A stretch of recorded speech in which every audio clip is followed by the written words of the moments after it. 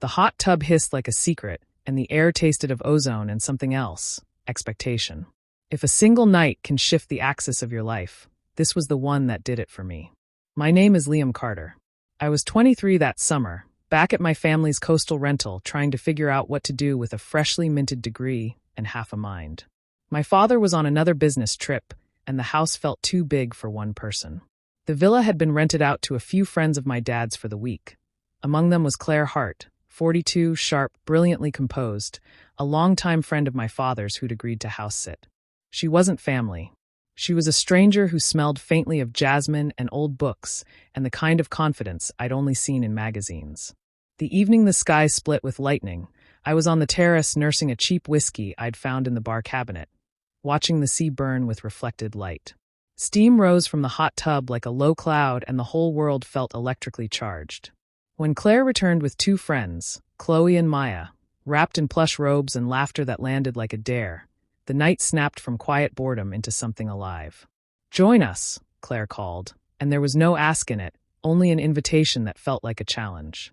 Chloe's grin was mischievous. Maya's eyes held an effortless calm. They were the kind of presence that makes you forget the polite, respectable version of yourself. I should have said no.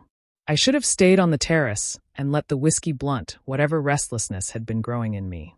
But the heat, the storm, the way Claire's hand brushed mine when she handed me a glass, small, casual gestures, loosened the rules I thought I'd carried around like armor. I found myself stripping down to my boxers and stepping into the steaming water, the jets grabbing at my shoulders and sighing through my back. Conversation at first skated on the surface. Music, travel, a joke about my father's terrible dance moves. But the edges of the talk softened and the spaces between sentences started to fill with something else.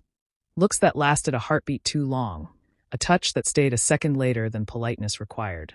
Claire sat across from me, her shoulder occasionally bumping mine, each contact a tiny electric proof that the night was changing shape. "You look tense, Liam," she said quietly, leaning so close I could feel the warmth of her breath at my ear. "You deserve to relax." It wasn't a line. It was an offer, and something in the tone shifted the balance of the room. Chloe and Maya smiled like conspirators. The three of them slid closer until the circle around me tightened. What happened next wasn't cinematic. It didn't explode into a fevered montage of decadence. It was deliberate and dangerously gentle. Hands found shoulders, fingers brushed forearms, polite at first, then exploratory. A kiss landed, soft at the beginning, then more decided. I learned quickly that there is a difference between wanting and consenting and getting swept away, and that night the blur lived somewhere between all three. We moved like the tide, slow, inevitable, sometimes surprising. It was a night about discovery rather than conquest, about realizing that an unexpected body can feel like the answer to a question you didn't know you were asking.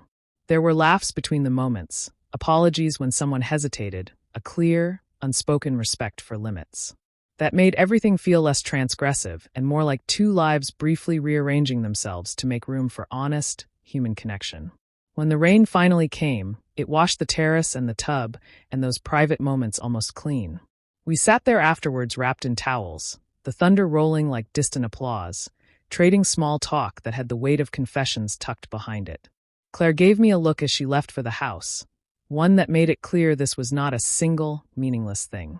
"Good night, Liam," she said, and there was a softness in it that felt heavier than the words.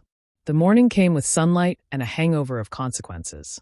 The kitchen had the ordinary ritual of breakfast, coffee, toast, polite chatter. But the air between me and Claire held a new, fragile gravity.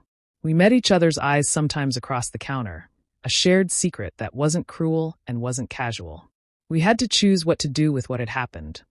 Tuck it away, let it be a summer memory, or admit that our lives were now more complicated than they'd been the night before. We decided on honesty. We spoke about boundaries, about the responsibility of being two adults who had to navigate the fallout of decisions that touched other people. There was no dramatic fallout, no immediate collapse of lives into ruin.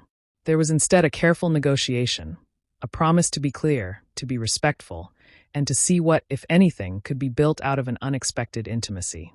The weeks that followed were an exercise in balance. By day, the villa went on hosting friends and dinners and polite stories about the coastline.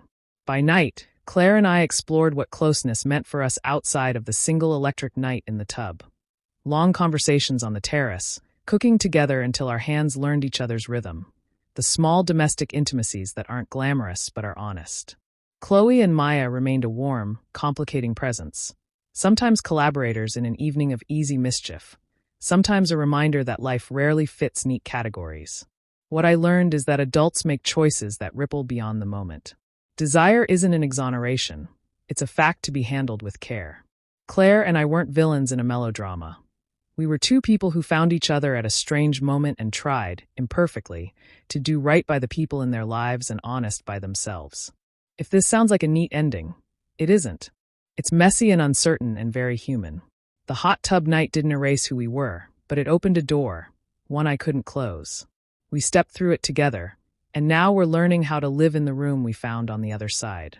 If you want to hear more about what happened when boundaries met honesty, and how two people try to keep being decent while being honest about what they feel, hit subscribe. I promise you, the rest of the story is just as complicated as this first chapter.